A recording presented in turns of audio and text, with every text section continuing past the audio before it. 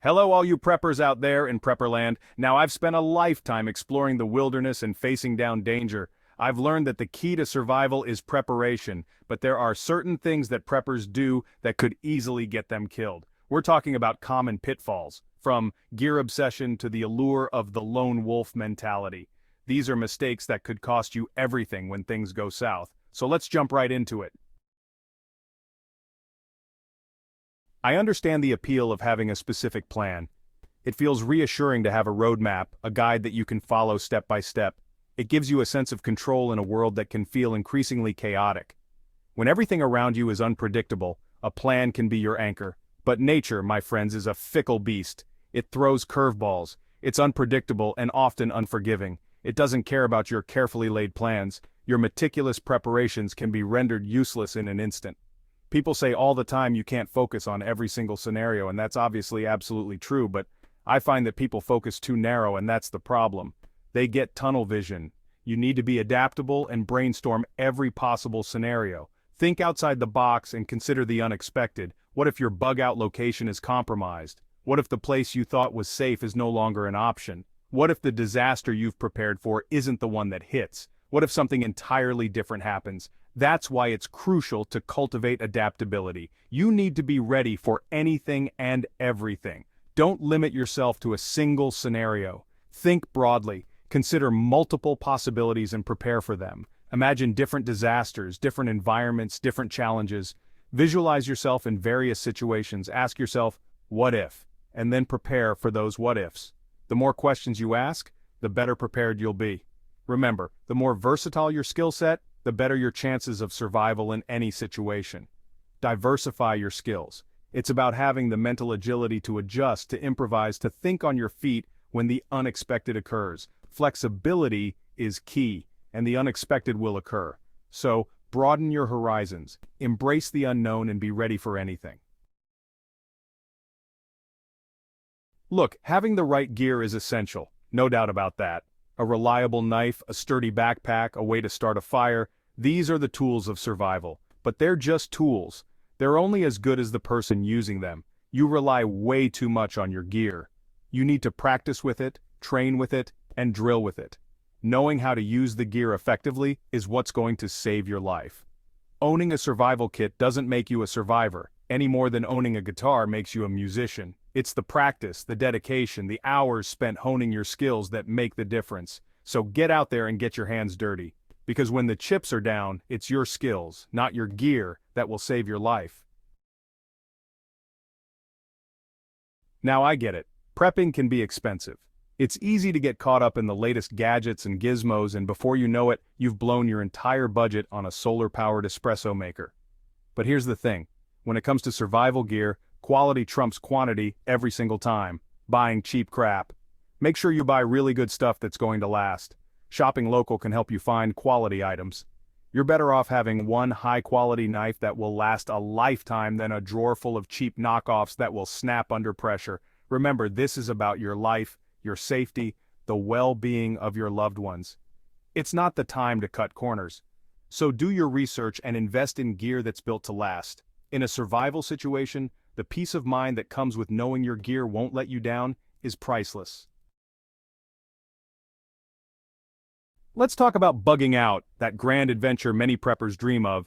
The idea of leaving everything behind and heading into the wilderness can be quite alluring. Packing up the bug-out bag, heading for the hills, living off the land. It's a vision of self-reliance and survival. It sounds romantic, doesn't it? Almost like a camping trip, but with higher stakes. The thrill of the unknown, the beauty of nature, and the challenge of surviving on your own terms. Come on everybody, let's bug out. The excitement of the journey can be intoxicating. It's romanticized in the prepping community, but you need to have plans and gear for bugging out while fortifying your home. Preparation is key, but here's the reality. Bugging out is not a vacation. It's a grueling test of endurance and resilience. It's a last resort, a desperate measure when all else has failed, when staying put is no longer an option, and it's fraught with danger. The wilderness is unforgiving and the risks are numerous. The moment you leave the relative safety of your home, you're exposed to the elements, to wild animals, to desperate people. Every step outside is a gamble. That's why it's crucial to have a solid bug-out plan, one that's been carefully thought out and practiced. Where will you go? What are your safe havens? How will you get there? Do you have multiple routes mapped out? What will you do if your planned route is blocked? Do you have alternatives? These are questions you need to answer before disaster strikes. Preparation and practice can make all the difference. Remember, bugging out is not a decision to be taken lightly. It requires careful planning, thorough preparation, and a clear understanding of the risks involved. There's a certain allure to the image of the lone wolf, the self-reliant survivor who needs no one. They're rugged individualists, masters of their domain, beholden to no one. But here's the truth, the lone wolf rarely survives for long, deciding to be the lone wolf.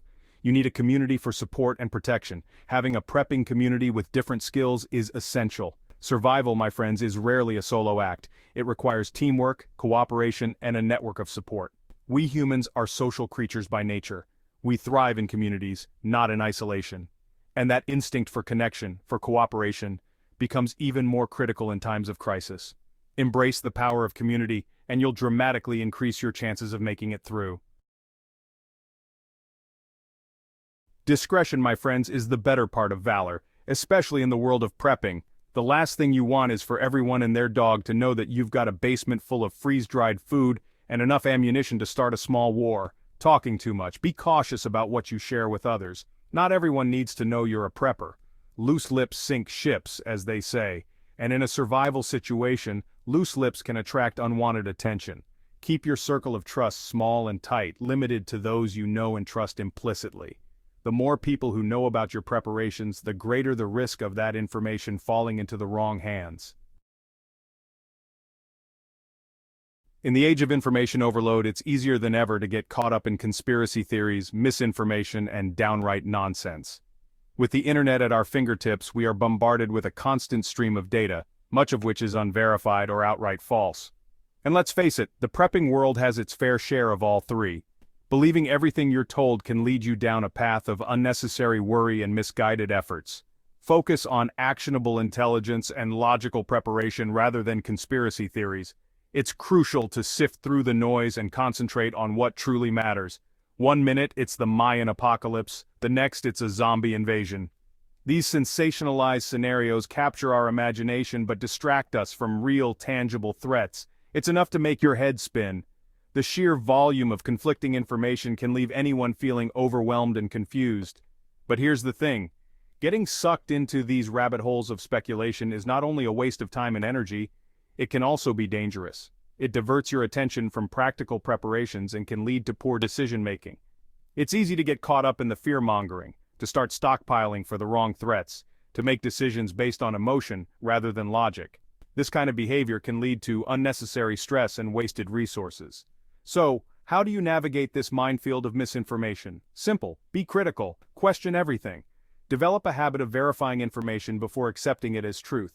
Don't just blindly accept what you read online or hear from some self-proclaimed expert. Take the time to research and cross-check facts from multiple reliable sources.